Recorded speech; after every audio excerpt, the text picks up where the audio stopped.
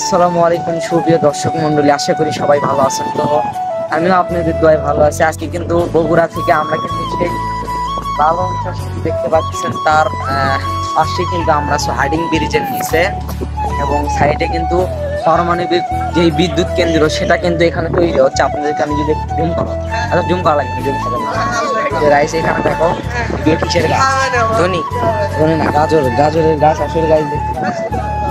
তো এখানে কিন্তু প্রচন্ড পর্যটকেরা কিন্তু বেড়াতে আসে। আপনাদেরকে আমি যদি দেখানোর চেষ্টা করি, তো আসলে বিকাল বেলা আমরা এখানে কিন্তু দুপুরের সময় এসেছি, আর বিকাল বেলা আসলে পর্যটকদের একদম ভরে যায়। আপনাদেরকে আমি ভয়েস কি রকম যাচ্ছে আমি আসলে বোঝাতে পারতেছি না, যদি মাইক্রোফোন থাকতো অবশ্য ভয়েস কিন্তু ভালো যেত।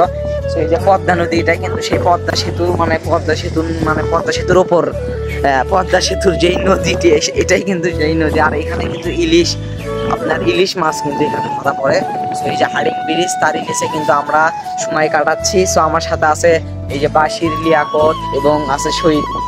আর বিশেষ করে এখানে আপনাদেরকে আমি যদি একটু দেখানোর চেষ্টা করি, এখানে কিন্তু মাঝিরা যারা এখানে মাছ ধরে তারা কিন্তু জাল বোনার যে কাজ, জাল বোনে সেটাতেই কিন্তু তারা মাছ ধরবে এখানে। আর এখানে কাজ এখন চলতেছে। আর এখানে এক জায়গায় রাশিয়ান কি বলে,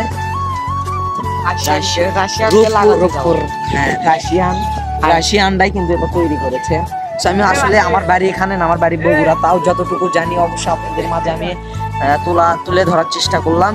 সো আজকের মতো এই পর্যন্ত, এখানকার ভিডিও। সবাই ভালো থাকবেন, সুস্থ থাকবেন, বাই।